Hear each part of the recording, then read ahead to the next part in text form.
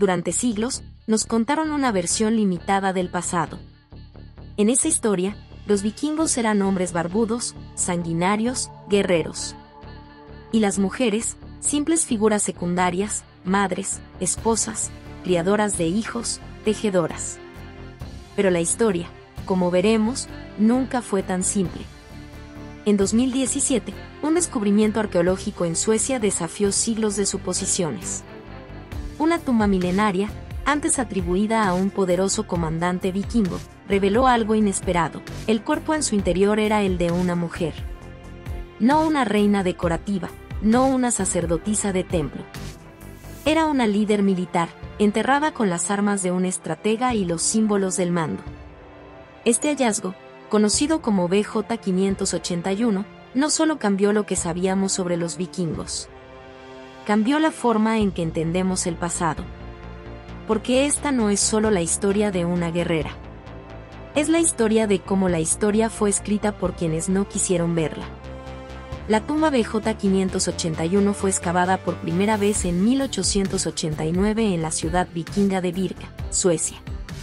En ella se encontraron 2 caballos, una espada de alto rango, una lanza, un hacha de combate, un cuchillo, flechas de doble uso, para caza y guerra, y un tablero de juego táctico llamado Nefatafi. Este tipo de objetos no se enterraban con cualquiera. Solo los jefes militares eran acompañados por este tipo de armamento, animales y símbolos de estrategia.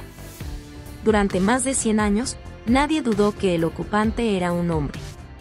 La lógica era simple: si hay armas, si hay tablero de mando, entonces era un guerrero. El esqueleto fue clasificado como masculino sin mayores estudios. Y allí quedó, en museos, libros y registros, como ejemplo de la casta militar vikinga. Pero el cuerpo nunca fue sometido a pruebas genéticas hasta que un equipo liderado por la arqueóloga Charlotte Denstierna Johnson decidió reanalizarlo usando técnicas modernas. El resultado fue inequívoco: cromosomas 20. El guerrero era una mujer. Las reacciones fueron intensas.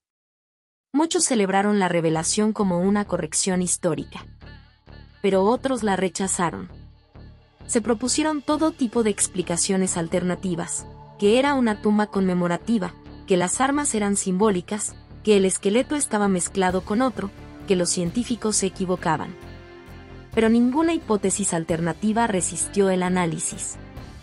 La distribución de los objetos en la tumba, el análisis genético, la disposición del cuerpo, todo indicaba que esa mujer fue enterrada como líder militar. Las armas no eran ornamentos. Tenían signos de uso. Y el tablero de mando no estaba allí por estética. En el mundo vikingo, era símbolo de autoridad sobre tropas.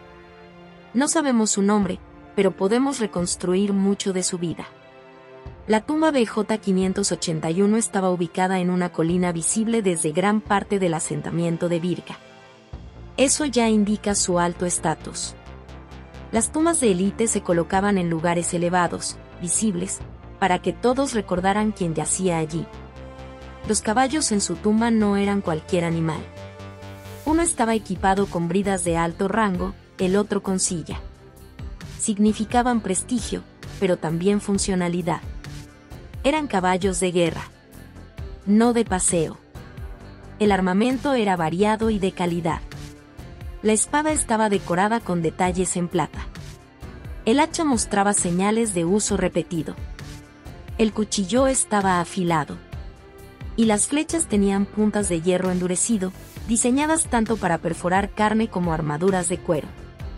El tablero de estrategia, tallado finamente, no era un lujo de noble. Era una herramienta de planificación militar. Su inclusión en la tumba la conecta con los altos mandos de las incursiones vikingas, aquellos que no solo luchaban, sino que dirigían flotas, tomaban decisiones logísticas, trazaban rutas y controlaban recursos. El análisis óseo también nos cuenta una historia. Su esqueleto muestra signos de desgaste físico compatible con montar a caballo de forma constante. Sus brazos estaban más desarrollados que el promedio femenino de la época. No era una mujer sedentaria. Era alguien activa, acostumbrada al esfuerzo. probablemente entrenada desde joven en combate y táctica. No hay joyas ni elementos domésticos en la tumba. Nada que la asocie al rol femenino tradicional. Solo armas, caballos y estrategia. En la práctica, fue enterrada con los mismos honores y símbolos que un jefe de guerra masculino. Y eso, para la sociedad vikinga, lo decía todo. La figura de la guerrera vikinga no es completamente nueva. Aparece en las sagas nórdicas, en canciones y relatos orales. Nombres como la Herta, Brynhildur Freydis e Eiríksdóttir habitan los márgenes de la historia oficial. Pero durante siglos, se las consideró ficción o exageración. El descubrimiento de BJ 581 obligó a tomar esas historias con más seriedad. En realidad, hay múltiples referencias de mujeres armadas en los textos medievales. El historiador árabe Ahmad ibn Fadlan, que visitó tierras vikingas en el siglo X, describió mujeres que llevaban espadas y participaban en rituales violentos. Las crónicas inglesas hablaban de mujeres escandinavas luchando junto a los hombres.